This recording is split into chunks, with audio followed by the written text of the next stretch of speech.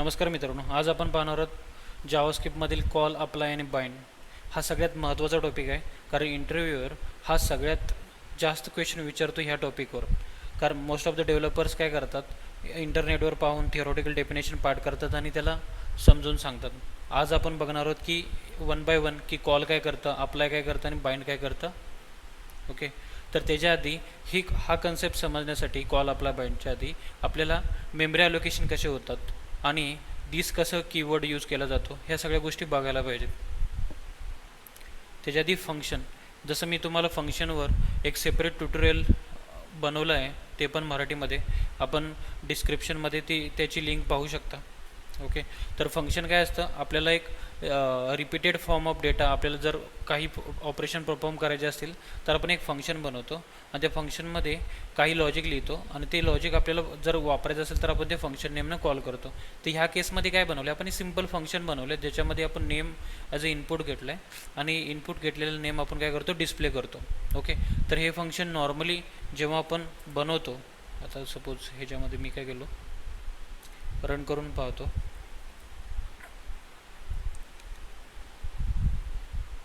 Okay, तर ह्या केसमध्ये जर मी ते फंक्शन बनवलं तर काय होईल, मला ते फंक्शन मी कधीही यूज करू शकतो आणि तो मेसेज मी दाखवू शकतो. सपोज मला हे फंक्शन जॉनसाठी एक्झिक्यूट करायचं आहे, तर काय होईल, hello my name is John, म्हणजे नेममध्ये काय होईल, जॉन जाईल. जॉन नंतर हा पार्ट तो एक्झिक्यूट करायला नेम रिप्लेस कशाने होईल, जे आपण इनपुट देईल त्याला. ओके, पण इंटरनली काय होतं, जेव्हा तुम्ही फंक्शन डिफाईन करता त्यासाठी एक मेमरी, त्यासाठी मी एक डायग्राम बनवलेली आहे, इथं तुम्ही पाहू शकता.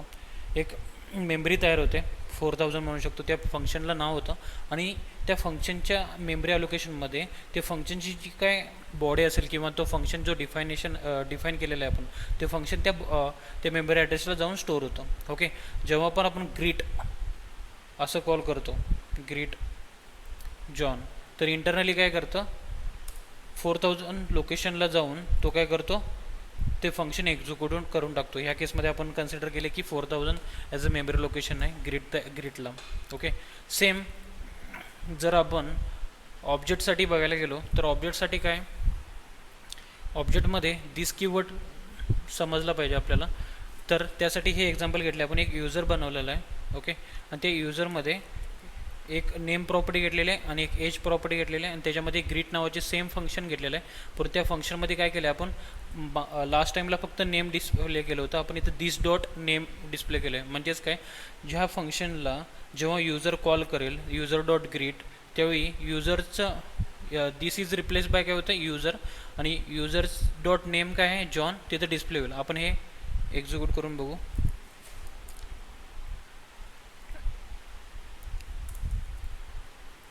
ही स्ट्रिंग.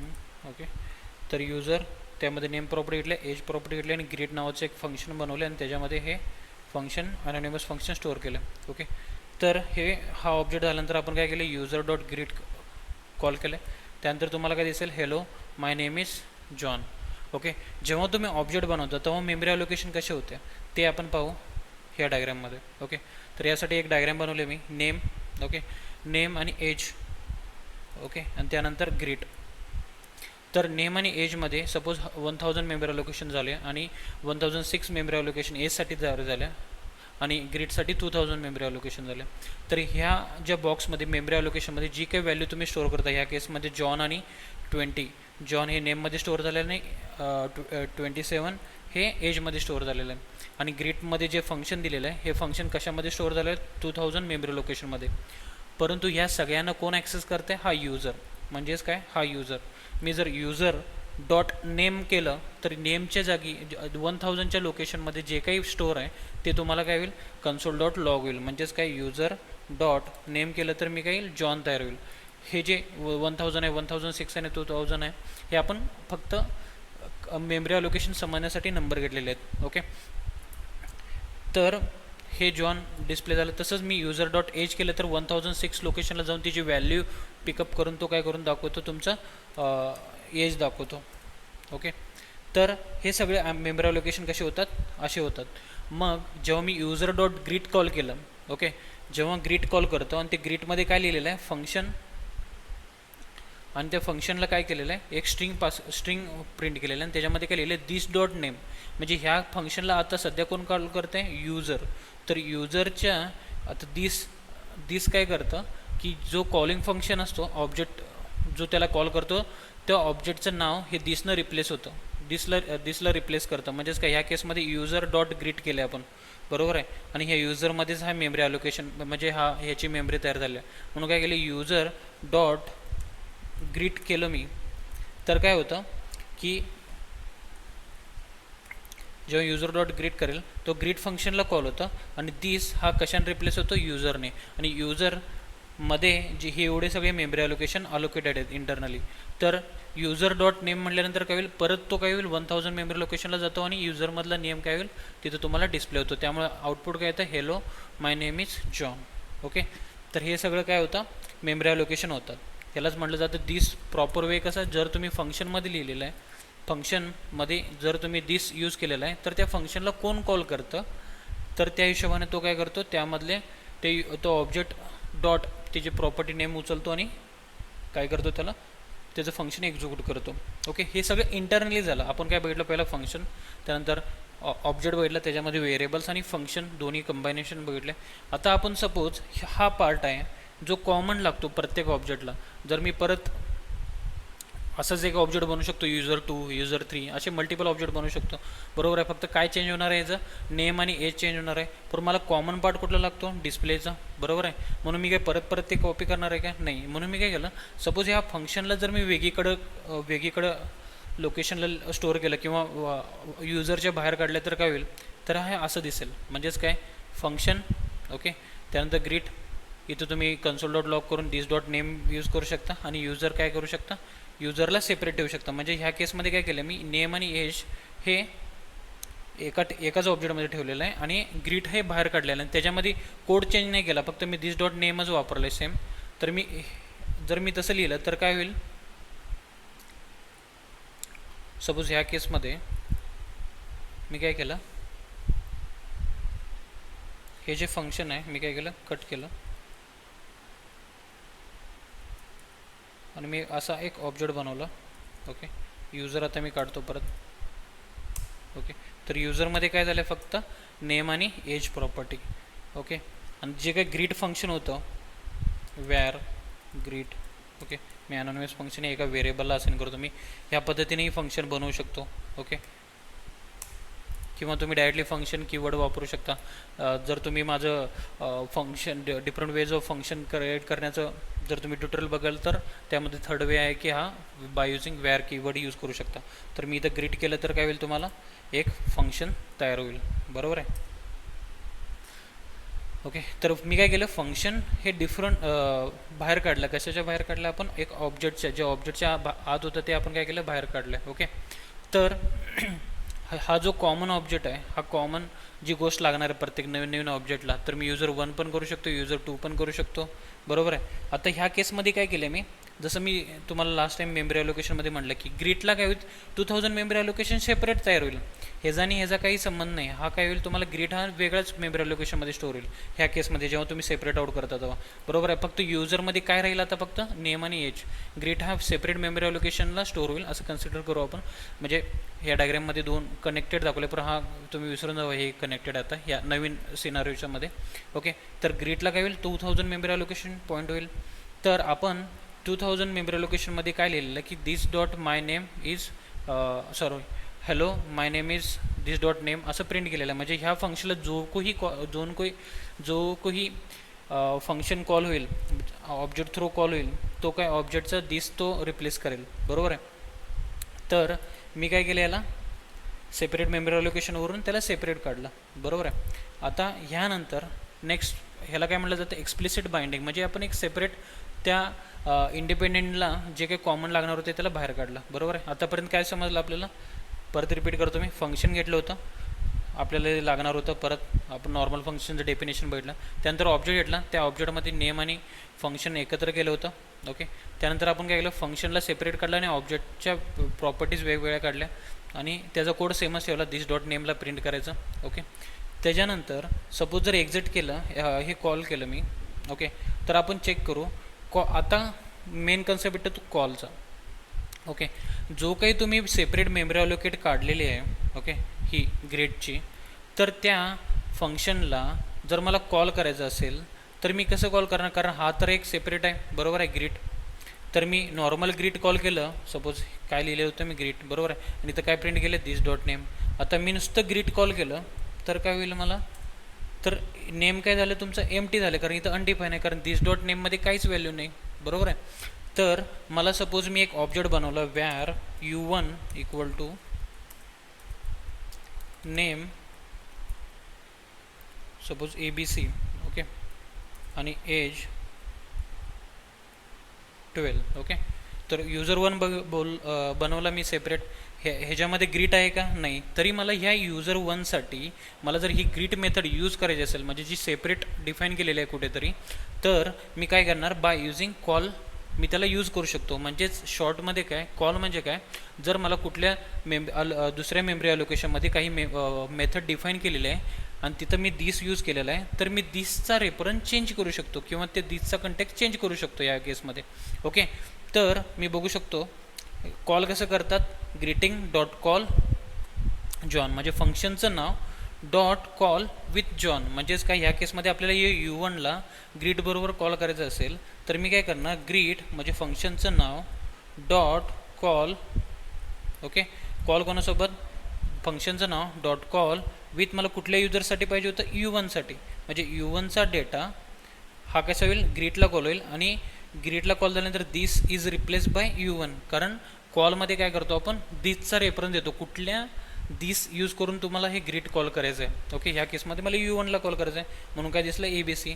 सपोज मी परत एक वॅर कीवर्ड यूज केला, u2 बनवला आणि इथं लिहिलं PQR, ओके, आणि एज लिहिलं मी 30. ओके, तर मला आता मी u1साठी बनवलं तेव्हा काय दिसलं मला ABC. आता मला हीच method, same method greet method मला दुसऱ्या ऑब्जेक्टसाठी यूज करायची असेल तर मी काय करणार, ग्रीट डॉट कॉल u2, म्हणजे आता काय होईल की ग्रीटमध्ये जो काही दिस लिहिलेला आहे, दिस डॉट नेम, हा u2ने रिप्लेस होईल. म्हणजेच काय, आता काय होईल, PQR का आलं, कारण दिस इज रिप्लेस बाय u2, आणि u2मध्ये नेम काय, u2 डॉट नेम काय की PQR, त्यामुळे काय दिसेल तुम्हाला PQR.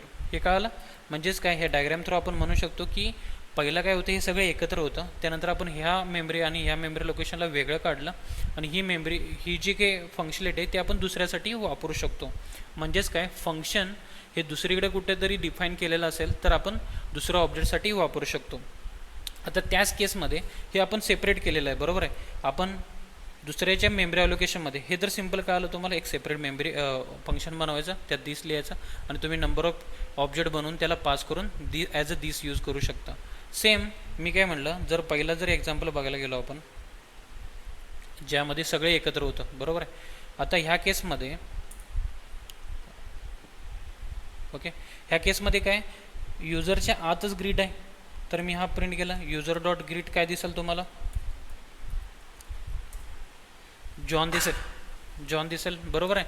पण मगाशी मी एक u1 ऑब्जेक्ट बनवलेला, u2 ऑब्जेक्ट बनवलेला होता. जर मला ही मेथड जर u2 किंवा u1साठी वापरायचं असेल तर सेम मी काय म्हणणार, इथं काय लिहिलेलं सिंटॅक्स की फंक्शनचं नाव कुठून येणार, आता ह्यामध्ये पहिला काय होतं, फंक्शनचं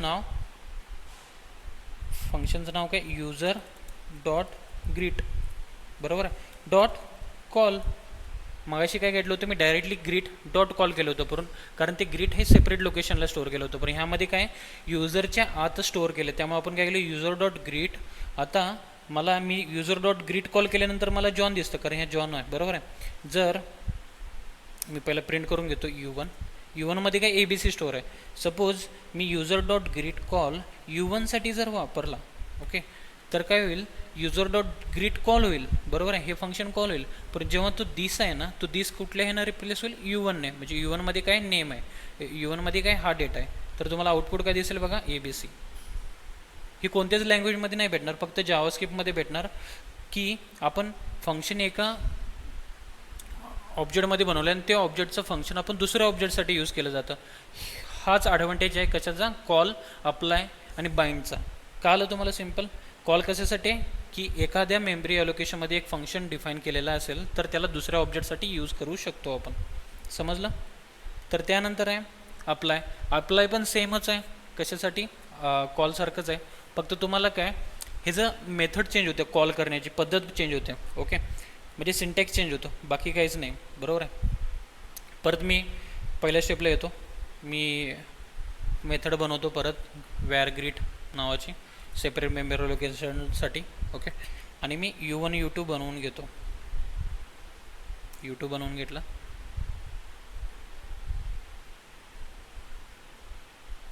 U1 पण बनवून घेतला. बरोबर आहे. तर आता मला काय करायचं आहे, आता मी काय बघितलं होतं, कॉल बघितलं होतं. अप्लाय पण सेमच आहे, फक्त ह्या केसमध्ये काय तुम्हाला करायचं आहे, ह्याचं सिंटॅक्स कसं आहे की मेथडचं नाव आणि अप्लाय. ओके, मागाशी काय होतं, मेथडचं नाव डॉट कॉल होतं, तसंच काय इथं काय मेथडचं नाव ग्रीट डॉट अप्लाय. ओके, आणि ह्याच्यामध्ये काय तुम्हाला पास करायचं U1. आउटपुट बघा, U1 साठीचा ABC प्रिंट झाला. सेम जर मी कॉल यूज केला तर काय होईल, सेमच आउटपुट येईल. म्हणजेच काय, कॉल आणि अप्लाय सेमच आहेत, सेमच मेथड तुम्ही सेमच फंक्शनॅलिटी यूज होतं, पण याच्या सिंटॅक्स टिली डिफरंट काय आहे की सपोज ह्याच्यामध्ये जे पॅरामीटर पास होतं सेपरेट आउट, आता ग्रीटमध्ये काहीच पॅरामीटर नाही, त्यामुळे आपण फक्त दिस पास केला त्याला U1 आणि U2चा.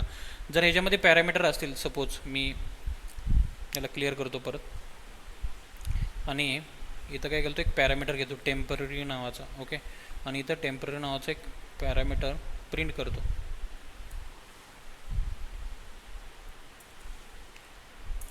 console dot log temp equal to temp. Okay, तर या केसमध्ये काय होईल, जे तुम्हाला दिस पण पास करायचं आहे, कारण इथं दिस डॉट नेम, परत आपल्याला तुम्हाला टेम्प पण पास करायचं. ओके, तर मी युजिंग कॉल कसं पास करणार, कॉमा सेपरेटेड. सपोज माझ्याकडं टेम्प मी पास केलं आहे 2555 ही व्हॅल्यू, नंबरिक व्हॅल्यू पास केलं, तर काय होईल, हे बघा टेम्पररी काय डिस्प्ले 244, आणि काय होईल, नेम इज ABC. म्हणजे तुम्हाला जेवढे काही पॅरामीटर पास करायचे आहेत हे कॉमा सेपरेटेडमधून पास करायचे आहेत. सपोज तुम्ही इथं अजून एक व्हेरिएबल घेतला टेम्प 2, आणि इथं टेम्प 2 पण तुम्ही डिस्प्ले केलं टेम्प 2. ओके, तर मला कॉल करताना काय करायचं आहे, अजून एक पॅरामीटर पास करायचं आहे कॉमा सेपरेटनं, तर काय होईल, तुम्हाला एक्झिक्युशन त्याचं भेटून जाईल. परंतु जेव्हा तुम्ही अप्लाय यूज करता, अप्लाय, तर तुम्हाला काय करायचं आहे, ग्रीट डॉट कॉल अप्लाय या सगळ्याला कॉपी केलं तरी चालेल, किंवा अप्लाय याच्यामध्ये तुम्हाला U1च पास करायचं आहे, कॉमा जे काही आर्ग्युमेंट्स असतात लास्टचे, जे काही तुम्हाला फंक्शनला पास करायचं आहे ते कशामध्ये पास करा, ॲरेमध्ये पास करा. ओके, ह्याच्यात आणि ह्याच्यात डिफरन्स काय, ह्याच्यात कॉमा सेपरेटेड व्हॅल्यूज तुम्हाला पास करायचे आहेत ॲज अ आर्ग्युमेंट, आणि ह्याच्यामध्ये काय पास करायचं, ॲज अ ॲरे पास करायचं आहे. ओके, तर इथं बघा तुम्हाला भेटेल टेम्प 1 आणि टेम्प 2ची व्हॅल्यू भेटली, आणि इथं ABC प्रिंट झाला. म्हणजे कॉल आणि अप्लायमध्ये डिफरन्स काय, ह्याच्यामध्ये कॉमा सेपरेटेड व्हॅल्यू येतात आणि ह्याच्यामध्ये ॲरे तुम्हाला द्यावा लागतो. ओके, आता लास्ट जो टॉपिक आहे आपला बाइंड हा सिमिलर आहे कॉल आणि अप्लायसारखाच, तुम्हाला सेमच फंक्शनसाठी यूज करायचं आहे. मी परत याला क्लिअर करतो आणि परत काय करू, आपण फंक्शन डिफाईन करून घेऊ. ओके, हे फंक्शन ग्रीट फंक्शन डिफाईन करून घेतलं. ओके, तर ह्याच्यामध्ये काय की जेव्हा तुम्ही बाइंड यूज करता, ओके, मी सपोज हे एक्झाम्पल घेतले, बाइंड करून टाकलं. ओके, आणि त्याच्यानंतर तुम्ही जेव्हा बाइंड करता त्याला, जेव्हा तुम्ही कॉल करता तेव्हा तो डायरेक्टली कॉल करून देतो, पण ह्याच्यामध्ये तसं नाही.